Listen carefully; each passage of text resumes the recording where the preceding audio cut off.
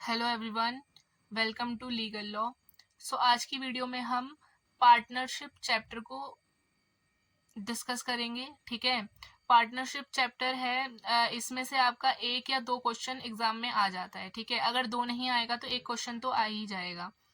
तो आज हम इसको देखेंगे कि इसमें कौन से कॉन्सेप्ट फॉलो होंगे और इसके कौन से इंपॉर्टेंट टाइप हैं जो कि आपको अब इस टाइम पे इम्पोर्टेंट है आपके पढ़ने के लिए। ठीक है, तो चलिए देखते हैं। तो पहले ना हम पार्टनरशिप का मतलब देखते हैं कि पार्टनरशिप आखिर होता क्या है। तो पार्टनरशिप में ना ऐसा है कि जब दो या दो से लोग, मतलब जैसे एक ए है, एक बी है, ठीक है, इन दोनों ने कोई काम साथ में शुरू करा है, तो अगर इसमें प्रॉफिट होगा या लॉस होगा तो इन दोनों का ही होगा ना। मतलब ये दोनों बिजनेस में पार्टनर हैं, तो अगर प्रॉफिट होगा तो ए का भी प्रॉफिट होगा, और अगर लॉस मतलब बी का भी प्रॉफिट होगा। अगर प्रॉफिट हो रहा है तो दोनों का प्रॉफिट होगा, अगर लॉस हो रहा है तो ए का भी लॉस होगा और बी का भी लॉस होगा। ऐसा नहीं होगा कि ए का तो प्रॉफिट हो रहा है पर बी का लॉस हो रहा है। ठीक है, तो किसी भी बिजनेस को स्टार्ट करने में ना तीन चीजें होती हैं। वो तीन चीजें कौन सी होती हैं? पहला तो है कैपिटल। कैपिटल होता है पैसा। कोई भी बिजनेस स्टार्ट करने से पहले आपको पैसा लगाना पड़ेगा। ठीक है, चाहे वो आपका खुद का पैसा हो, चाहे आपने पार्टनरशिप में आधा आधा पैसा लगाया हो। फिर जो दूसरी चीज है वो होता है हमारा टाइम पीरियड, कि आप वो पैसा कितने समय के लिए लगा रहे हो। कभी तो ऐसा होता है कि दोनों बिजनेस, जो बिजनेस की स्टार्टिंग है वो दो लोगों ने मिलके, तीन लोगों ने मिलके, मतलब ऐसे करी होती है। पर कभी कभी ऐसा होता है कि स्टार्टिंग में तो कोई एक बंदा शुरू करता है, फिर बाद में उसके पार्टनर्स बढ़ते जाते हैं। ठीक है, और लोग ऐड होते जाते हैं। तो टाइम पीरियड से होता है कि कितने समय के लिए आपने उसमें पैसा लगाया है। और तीसरी जो सबसे इम्पोर्टेंट चीज किसी भी बिजनेस की होती है वो होता है प्रॉफिट, और या तो फिर लॉस। या तो आपके बिजनेस में आपको प्रॉफिट होगा या सिर्फ लॉस होगा, और ये दोनों भी हो सकते हैं। ठीक है, तो ये तीन चीजें इंपॉर्टेंट होती हैं आपके बिजनेस में और आपकी पार्टनरशिप में: capital, time period, profit, loss. तो इससे हमारा एक क्वेश्चन बनता है, सॉरी फॉर्मूला बनता है: कैपिटल इनटू टाइम इक्वल है प्रॉफिट या लॉस के। ठीक है, तो इसे आप अपनी कॉपी में लिख लेना जहां पे भी आप फॉर्मूलाज नोट कर रहे हैं। तो इस चैप्टर का एक ये फॉर्मूला हो गया, कैपिटल इनटू में टाइम इक्वल में प्रॉफिट एंड लॉस। ठीक है, तो देखो इसे हम कैसे लिख के देखेंगे। एक एग्जांपल से हम समझते हैं। यहाँ पे हमें जो कैपिटल है, हम कैपिटल को सी से डिनोट करेंगे, टाइम को टी से डिनोट करेंगे। ठीक है, और प्रॉफिट को पी और लॉस को एल। तो यहाँ पे जो हमारा कैपिटल दिया है वो दिया है ए रेशो बी का। दो लोग हैं ना, पार्टनरशिप में हमेशा दो या दो से ज्यादा लोग रहेंगे, तो ये आप देख लेना जब भी हम करेंगे। तो कैपिटल जो है वो ए रेशो बी में दिया है, और जो टाइम है वो सी रेशो डी में दिया है। ठीक है, मतलब टाइम भी अलग है, कैपिटल भी अलग है। तो अब हमें यहाँ पे प्रॉफिट निकालना है। तो प्रॉफिट कैसे निकाला जाएगा? हम यहाँ पे पढ़ के आए हैं, कैपिटल इंटू टाइम होता है प्रॉफिट एंड लॉस। तो कैपिटल इंटू टाइम कर देंगे तो यहाँ का प्रॉफिट ए सी हो जाएगा, यहाँ पे बी डी हो जाएगा। ठीक है, तो ये फॉर्मूला हमने यहाँ पे मैच कर लिया कि ऐसे सॉल्व होगा। पर ये आपने यहाँ पे एग्जाम्पल से समझा है, यही चीज क्वेश्चन में भी फॉलो होगी। अब यहाँ से हमारा एक दूसरा कॉन्सेप्ट निकलता है जो कि है if time period is equal. अभी तो यहाँ पे हमने सी डी देखा था, इसका मतलब यहाँ पे टाइम अलग अलग था। पर अगर हमारा टाइम इक्वल हो, है ना, दोनों ने साथ में ही बिजनेस स्टार्ट करा हो, कैपिटल तो देखो अलग है, किसी ने अपना कितना शेयर दिया है, किसी ने अपना कितना दिया है, तो ए रेशो बी का रखेंगे। और टाइम जो है वो इक्वल रहेगा तो 1:1 का टाइम रहेगा। तो इस केस में जो हमारा प्रॉफिट है वो कितना होगा? इस केस में हमारा जो प्रॉफिट है ना वो कैपिटल के इक्वल होगा। तो इससे हमने अभी क्या समझा है? देखो हमने ऊपर क्या डिस्कस करा था कि कैपिटल ए रेशो बी था तो टाइम सी रेशो डी था।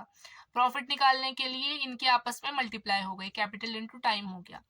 पर अगर हमारा टाइम पीरियड इक्वल हो, है ना, ए ने भी उतने ही टाइम के लिए पैसा लगाया हो, बी ने भी उतने ही टाइम के लिए पैसा लगाया हो, जो तो उस टाइम पे ना जो प्रॉफिट का रेशो है वो कैपिटल के इक्वल होगा। तो इसको आप नोट डाउन कर लेना कि अगर टाइम पीरियड इक्वल हो तो जो कैपिटल का रेशो होता है ना वही प्रॉफिट का भी रेशो होगा। If time period is equal, so the capital ratio is equal to the profit ratio. ठीक है, तो इसको आप खुद नोट डाउन कर लेना। अब हम इसका क्वेश्चन देखते हैं कि इसमें से कैसे क्वेश्चंस आ सकते हैं। देखो, जो हमारा जो फर्स्ट क्वेश्चन है वो है A and B starts a business. A invest 33 1/3% of total capital and B invest the remaining part. If total profit at the end of the year is ₹162,000 then B share. तो अब इसमें B का share निकालना है। हमें time नहीं दिया तो हम टाइम को इक्वल मानेंगे, ठीक है। और फिर अभी हम इसका सॉल्यूशन देखते हैं। इसको आप नोट डाउन कर लेना। अब हम डायरेक्ट सॉल्यूशन देखेंगे कि कैसे सॉल्व होगा। देखो, क्वेश्चन में हमसे बोला था कि जो ए ने इन्वेस्ट करा है ना, वो 33 1/3% इन्वेस्ट करा है। ये ए का इन्वेस्टमेंट है। और बी ने जो बचा हुआ है वो इन्वेस्ट करा है। तो इसको अगर हम सॉल्व करेंगे तो जो हमारा आंसर आएगा ना, 33 1/3% का जो आंसर है सॉल्व करके वो 1/3 आता है। तो यहाँ पे हम 3 को टोटल मान लेंगे और ये ए का पार्ट मान लेंगे, ठीक है। मतलब जो ए ने दिया है ना, वो 3 में से एक पार्ट दिया है, तो रिमेनिंग पार्ट अब बी देगा। तो इसकी रेशो हम कैसे निकालेंगे, ए रेशो बी। तो हमने ए का 1 पार्ट निकाला है और बी का जो रिमेनिंग था तो वो 2 बच गया। तो ये हमारी किसकी रेशो आ गई है, कैपिटल की। हमेशा इस पार्टनरशिप के चैप्टर के जो क्वेश्चन सॉल्व होंगे ना, उसमें 3 चीजें हमेशा लिखनी है, कैपिटल, टाइम और प्रॉफिट। अगर हमें यहाँ पे टाइम मेंशन नहीं था तो हम टाइम को इक्वल मानेंगे, ठीक है। तो हमें यहाँ टाइम लिखने की जरूरत नहीं है क्योंकि वो 1:1 में ही आया था। हमने ये भी पढ़ लिया है कि अगर टाइम इक्वल होता है तो जो प्रॉफिट की जो रेशो होती है वो सेम कैपिटल की रेशो के इक्वल होती है, ठीक है। तो अब हमें नेक्स्ट क्वेश्चन में क्या बोला था, if total profit at the end of the year is ₹162,000 then B share. तो अब जो टोटल प्रॉफिट दिया है ना हमें, वो ₹1,62,000 दिया है। पर यहाँ पे अगर हम रेशो को प्लस करके देखेंगे तो कितना आ रहा है, वो जो टोटल प्रॉफिट आ रहा है वो 3 आ रहा है। तो हम इसको 1,62,000 के इक्वल कर देंगे। अब यहाँ से हम 1 की वैल्यू निकालेंगे तो ये डिवाइड में हो जाएगा। तो इसको डिवाइड करके जो हमारा आंसर आएगा वो कितना आएगा, 54,000, ठीक है। इसको डिवाइड करके हमारा आंसर आएगा 54,000। लेकिन अब हमसे क्या पूछा है, हमने ये तो निकाल दिया है कि 54,000 1 की वैल्यू आ गई है, पर हमसे यहाँ पे बी का शेयर पूछा है। तो बी के शेयर के लिए हम क्या करेंगे, इसमें इंटू 2 कर देंगे क्योंकि बी का शेयर जो था वो सेकेंड पार्ट था। तो इसमें अगर हम बी के शेयर के लिए 2 इंटू कर देंगे तो देखो क्या सॉल्व होगा, ये इंटू 2, तो इसका आंसर हो जाएगा 108,000, ठीक है। तो ये पूरा सॉल्यूशन हो गया इसका, ये देख लेना आप। देखो एक क्वेश्चन ये देख लो, ₹15,000 was invested by A and B together to start a business. They got a profit of ₹2,000 at the end of the year. B took his profit share of ₹600. A invest.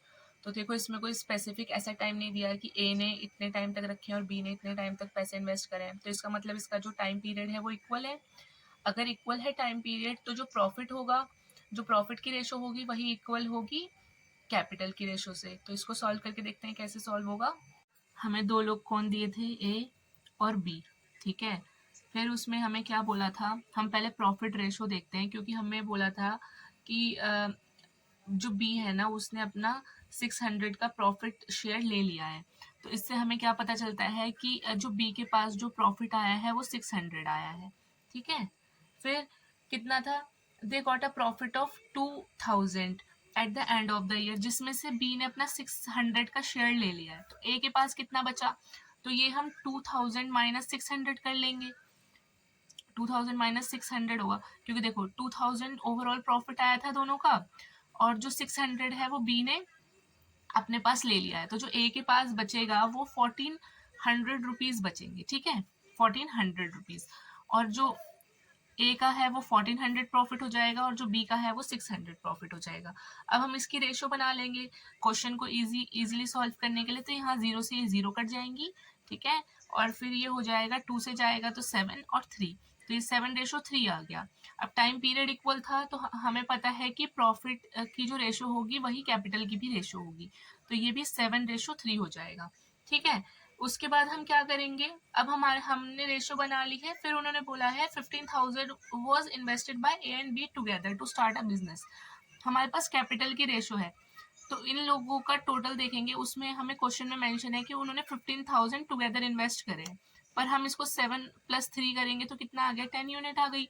तो उसने हमारे हिसाब से 10 unit invest करी है, तो 10 unit equal हो जाएगी 15,000 की, ठीक है। फिर 1 की वैल्यू आ गई 1500।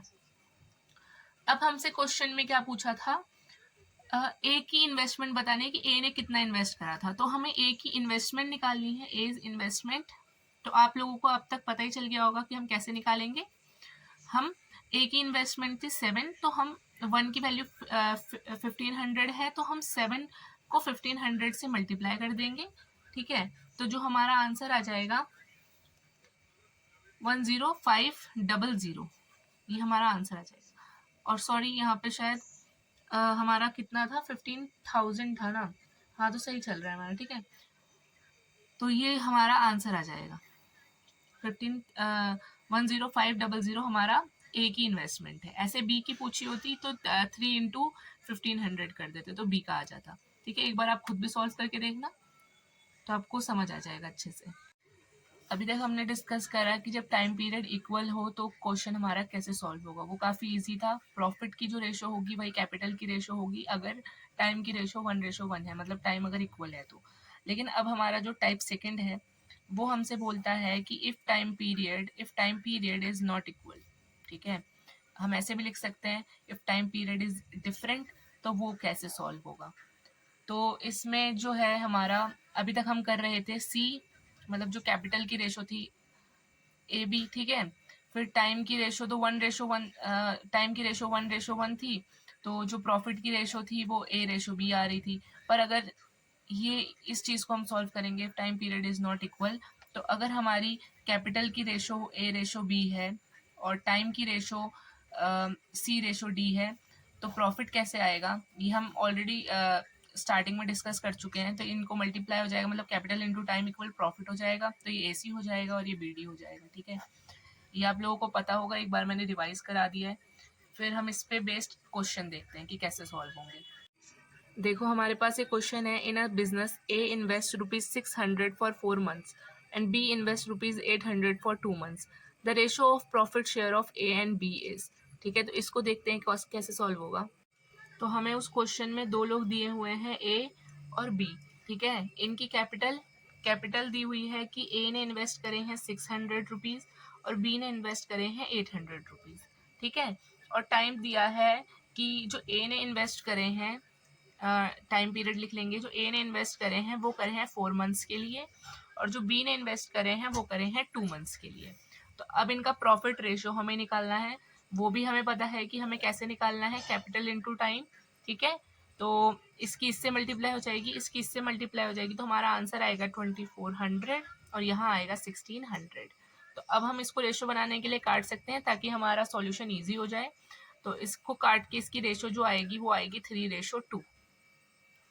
तो हमसे क्वेश्चन में यही पूछा था कि the ratio of profit share of A and B, तो हमने इनकी रेशो निकाल दी है। तो ये ऐसे सॉल्व हो गया। अब आपको पता चल गया ना, जो मैंने आपको फॉर्मूला बताया था कैपिटल इनटू टाइम करके, तो ये इजीली उस फॉर्मूला से सॉल्व हो गया।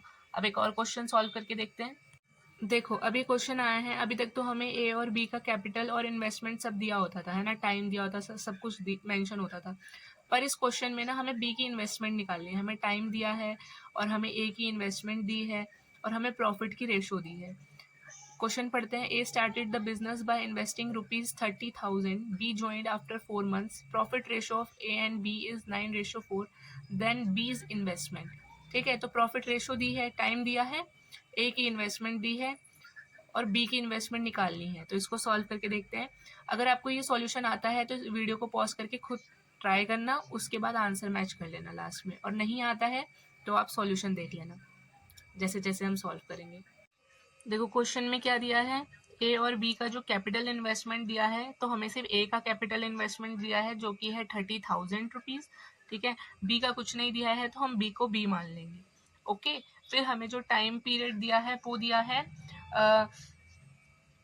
बी ज्वाइंड आफ्टर 4 मंथ्स, तो ठीक है 1 साल का टाइम पीरियड हम मान के चलेंगे। अगर बी 4 मंथ बाद ऐड हुआ है तो मतलब ए तो स्टार्टिंग से था, तो ए 1 साल में 12 महीने होते हैं, तो यहाँ पे 12 मंथ्स आ जाएगा क्योंकि बी का मंथ के अकॉर्डिंग दिया है ना। तो ये अब इसमें से अगर बी मतलब ए तो 1 साल से था तो वो 12 महीने हमने मेंशन कर दिया, पर बी ज्वाइन आफ्टर 4 मंथ्स, तो बी मतलब इसके 4 महीने बाद ज्वाइन किया है, तो 12 में से 4 अगर हम माइनस कर देंगे तो हमारा क्या आंसर आ जाएगा 8।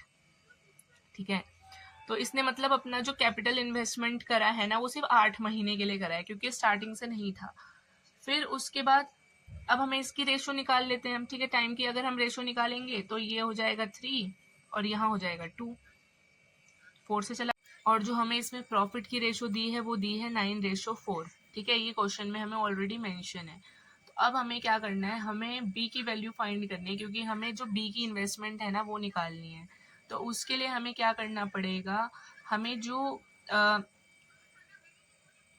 ये तो क्वेश्चन में हमें रेशो मेंशन है, पर अगर हम खुद से सॉल्व करते तो ये कितना होता, ये होता हमारा 9000 और ये होता हमारा 2b, तो हमारी जो प्रॉफिट की रेशो आती वो आती 9000 और 2b। तो अगर हम क्वेश्चन को इजी सॉल्व करना चाहते हैं तो हम इस जीरो को थोड़ी देर के लिए भूल सकते हैं। ठीक है, तो हम कैसे इसको इक्वल कर देंगे, हम इस मेंशन प्रॉफिट को और अपना बनाए हुए प्रॉफिट को इक्वल कर देंगे बी की वैल्यू के लिए, तो इससे इसकी मल्टीप्लाई होगी तो ये 9 हो जाएगा।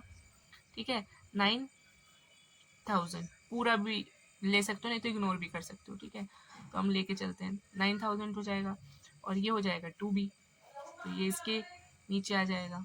फिर इसके इक्वल में हम जो हमारी गिवन प्रॉफिट की रेशो है वो रख देंगे तो 9/4 होगा।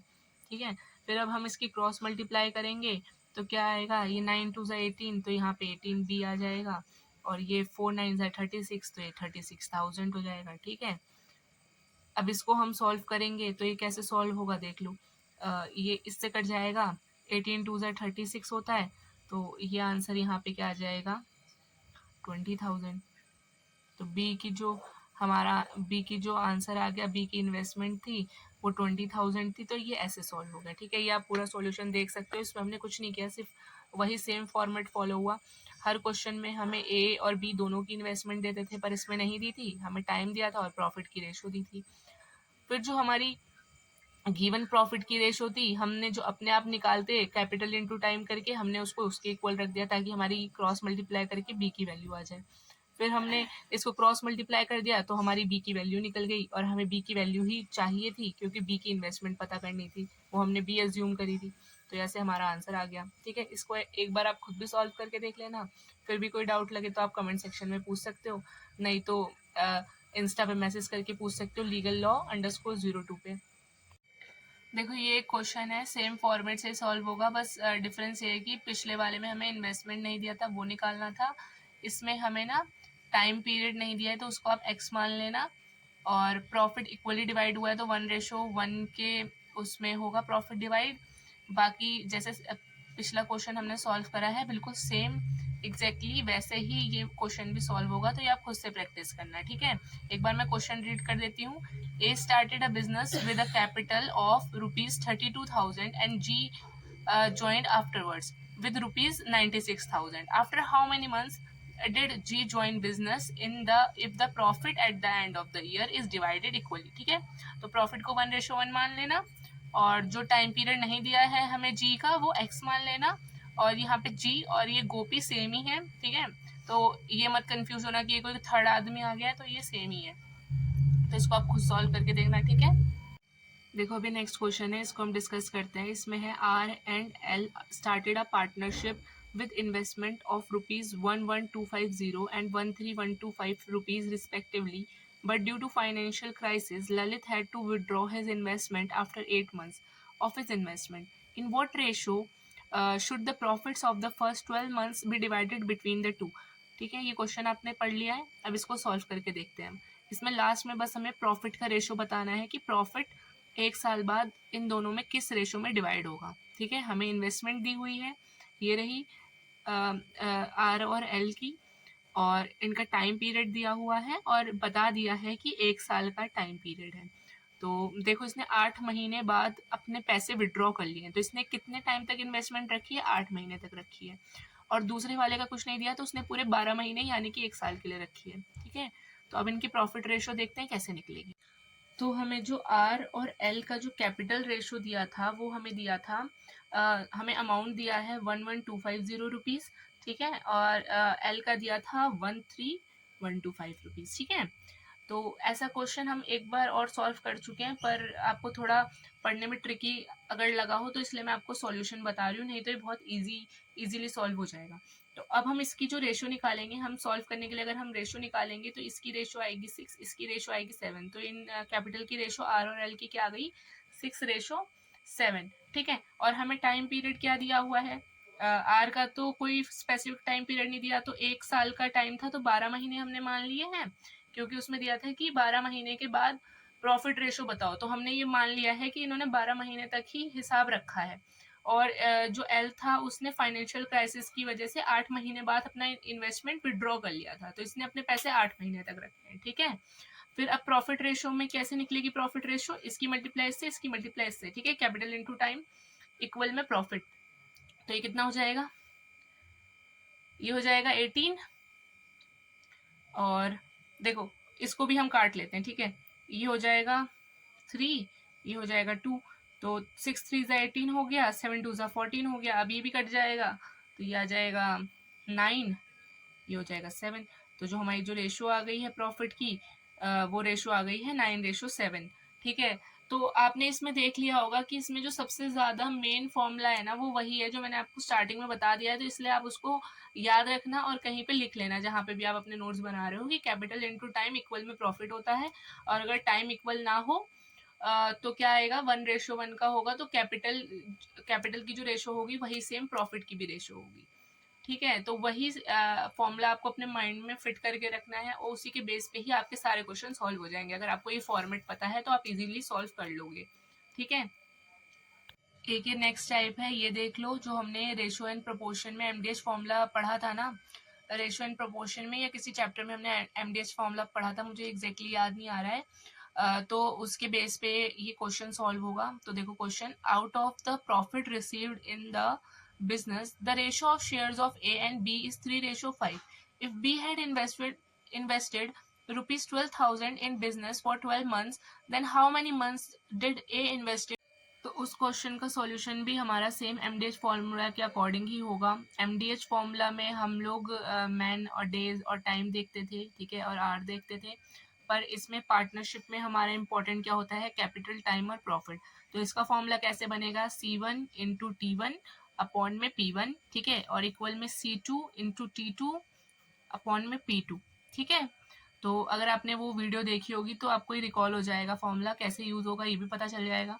तो इसमें हमने क्या बोला था, out of the profit received in the business the ratio of shares of A and B is 3:5। तो इसने हमें क्या रेशो दी हुई है, 3:5 दी हुई है शेयर्स की। ठीक है, तो जो जो हमें मिलता जा रहा है हम उसको लिखते जाएंगे। हमें प्रॉफिट की रेशो मिल गई 3:5, तो यहाँ वाला हो गया 3, ठीक है, 3:5 में है ना, तो यहाँ का हो गया 5। उसके बाद हमें क्वेश्चन में क्या बोला है, if be had invested rupees 12,000 in business for 12 months. तो ये बी का था, ये ए का था, तो बी ने कितने इन्वेस्ट करे हैं, 12,000 इन्वेस्ट करे हैं बिजनेस में, कितने मंथ्स के लिए, 12 मंथ्स के लिए। ठीक है, और फिर उसी जगह ए का क्या बोला है, ए के इन्वेस्टेड रुपीज हैं 10800, और टाइम हमें निकालना है, टाइम नहीं बोला है। ठीक है, तो T1 को हम T1 ही रहने देंगे। अब हम इसको सॉल्व कैसे करेंगे, ये आपस में क्रॉस मल्टीप्लाई हो जाएगी। ठीक है, तो अब इसकी क्रॉस मल्टीप्लाई आप खुद कर लेना, इतना तो आपको आता ही होगा आई होप। और फिर इसका जो टाइम आ जाएगा, इसको क्रॉस मल्टीप्लाई करके वो आ जाएगा 8 मंथ्स। ठीक है, तो ये हमारा सॉल्यूशन हो गया, आंसर आ गया इस फॉर्मूला से। आप इसको पूरा सॉल्व करोगे ना तो आपका आंसर 8 मंथ्स ही आएगा। ठीक है, इसको भी नोट डाउन कर लेना कि अगर आपको कैपिटल दी हो दोनों की, प्रॉफिट दिया हो, एक का टाइम दिया हो, तो आप इस फॉर्मूला से इसको निकाल सकते हो। इसीलिए मैंने इसको आपको करवा दिया है, ताकि अगर ऐसा क्वेश्चन आ जाए तो आपको कोई दिक्कत ना हो। नेक्स्ट टाइप हमारा ये है, इसमें ऐसा होता है कि दो लोग इन्वेस्ट करते हैं। ठीक है, पर दो लोग एक फिक्स टाइम के लिए इन्वेस्ट नहीं करते। जैसे किसी ने 10,000 रुपये इन्वेस्ट करे हैं, तो उसने 10,000 स्टार्टिंग में तो इन्वेस्ट कर दिए, पर मान लो 5 महीने बाद उसने उसमें से 5,000 रुपये निकाल लिए, तो उसका जो 10,000 का जो कैपिटल है वो सिर्फ 5 महीने के लिए रहा, और बाकी जो उसके फिर 5,000 निकालने के बाद 10,000 में से कितने बचे, 5,000 रुपये बचे। तो 12 में से अगर आप 5 माइनस करोगे तो जितना टाइम होगा, बाकी के 5,000 उसने उतने टाइम के लिए इन्वेस्ट कर दिए। तो इस क्वेश्चन, इस कॉन्सेप्ट पे ये क्वेश्चन डिपेंड है। तो पहले आप क्वेश्चन पढ़ लो, उसके बाद फिर हम इसका सॉल्यूशन देखते हैं कि कैसे सॉल्व होगा। तो इस क्वेश्चन में बोला है, in a partnership B's capital was half of A's. If after 8 months B withdraw half of his capital and after 2 months more A withdraw 1/4 of his capital, तो प्रॉफिट रेशो बतानी है। तो इसको हम सॉल्व करके देखते हैं। देखो ये कैसे सॉल्व होगा। ए और बी लिखेंगे पहले, और कैपिटल का क्या रेशो दिया है, उसमें बोला है in a partnership B's capital was half of A's. तो हम क्या मान लेंगे, हम इसको मान लेंगे बी की कैपिटल ए की हाफ है, तो हम ऐसा कोई नंबर मान लेंगे छोटा जिसका हाफ हो जाए। तो ए को मान लिया हमने 4 और बी को मान लिया 2, क्योंकि 4 का हाफ 2 होता है, और क्वेश्चन ने भी यही बोला है, in a partnership B's capital was half of A's. तो हमने इसको, इस स्टेटमेंट को हमने फुलफिल कर दिया है। फिर बोला है, if after 8 months B withdraw half of his capital. ठीक है, आफ्टर 8 मंथ्स। तो देखो इससे हमारा क्या मतलब होता है, 8 मंथ के बाद बी ने अपनी हाफ कैपिटल विड्रॉ कर ली है। तो इसका मतलब ये जो कैपिटल थी वो 8 महीने तक तो उसने कंटिन्यू रखी ना, तो इसमें हम 8 की मल्टीप्लाई कर देंगे। ठीक है, 8 मंथ्स की मल्टीप्लाई कर देंगे, क्योंकि ये जो अमाउंट था वो उसने 8 महीने तक कंटिन्यू रखा है। पर आगे अब 1 साल में फिर 4 महीने बचे, 8 खत्म हो गए, तो फिर हम प्लस में क्या करेंगे, हाफ ऑफ इस कैपिटल बी ने निकाल ली है, तो हाफ क्या होगा, 2 का 1 होगा, तो 1। ठीक है, अब ये 1 कितने महीने चला है, जो बाकी के महीने थे 8 में से गए तो 4। ठीक है, 12 महीने का महीना होता है ना, तो 8 4 12 होते हैं। तो 8 महीने तो उसने दो यूनिट रखी है अपनी इन्वेस्टमेंट में, पर 8 महीने के बाद उसने हाफ निकाल ली है, तो 1 बची है। तो 1 कितने महीने तक कंटिन्यू है, 4 महीने तक। ठीक है, 4 महीने तक। तो ऐसे ऐसे इसको रखना है। ठीक है, क्वेश्चन के अकॉर्डिंग। फिर हमारा नेक्स्ट क्वेश्चन में ये बोलता है कि and after 2 months more A withdraw 1/4 of his capital. ठीक है, आफ्टर 2 मंथ्स मोर, तो इसका मतलब है बी ने तो 8, अब इसका मतलब क्या है, देखो मैं आपको क्वेश्चन से बताती हूँ। देखो यहाँ पे क्वेश्चन ने क्या बोला है, if after 8 months B withdraw half of his capital. ठीक है, बी ने 8 महीने बाद अपनी कैपिटल विड्रॉ कर ली है, पर आगे क्वेश्चन बोल रहा है एंड आफ्टर 2 मंथ मोर। ये नहीं बोला है कि आफ्टर इन्वेस्टिंग ए विड्रॉ आफ्टर 2 मंथ्स। ठीक है, अगर ऐसा होता तो इसका मतलब उसने स्टार्टिंग से 2 महीने तक रखा होता, पर इस क्वेश्चन ने क्या बोला है, एंड आफ्टर 2 मंथ मोर, मतलब बी के कंपैरिजन में 2 महीने बाद। ठीक है, पूरा क्वेश्चन पढ़ो, if after 8 months B withdraw half of his capital and after 2 months more A withdraw 1/4 of his capital. मतलब बी के कंपैरिजन में 2 महीने बाद ए ने अपने कैपिटल में से 1/4 विड्रॉ कर लिया है। ठीक है, तो अब ए का कितना कैपिटल था, 4 कैपिटल था, तो 4 में से 1/4 निकाल लिया, तो 4 इंटू 1/4 करेंगे तो क्या आंसर आएगा हमारा, 1 आएगा। तो उसने 1 यूनिट निकाल ली है, तो हमारी कितनी बचेगी, 3 बचेगी। तो अब इसका सॉल्यूशन देखते हैं हम। देखो 8 महीने में 2 मंथ मोर तो 10 मंथ हो गए, तो इसने ये अपना कैपिटल जो रखा है वो 10 महीने तक रखा है। अब प्लस करेंगे, अब 4 का 1/4 कितना होगा, 1 होगा, तो मतलब उसने 4 का 1/4 निकाल लिया, मतलब 1 यूनिट निकाल ली, तो 4 में से 1 जाएंगे तो 3 बचेगा, तो यहाँ पे 3 यूनिट इसकी बच गई है इसके कैपिटल में। तो वो उसने बाकी कितने महीने कंटिन्यू रखे, 2 महीने तक। ठीक है, 12 महीने होते हैं ना, तो उसने वो 2 महीने तक कंटिन्यू रखी है। अब बस इसका प्रॉफिट निकाल लेना है। प्रॉफिट आप लोगों को पता होगा कैसे निकालना है। तो हम पहले क्या करेंगे, देखो यहाँ पे होगा, ये 40 हो जाएगा, ये 6 हो जाएगा, तो 40 + 6 कितना हो जाएगा, 46 हो जाएगा, क्योंकि टाइम पीरियड हमने इसमें इंक्लूड ही कर दिया है। फिर यहाँ पे 2 8 16 हो जाएगा, 1 4 4 हो जाएगा, तो 16 और 4 कितना होगा, 20 होगा। तो प्रॉफिट की रेशो ये आ गई, इसको काट के हमारा जो रेशो निकलेगा वो 23:10 निकलेगा।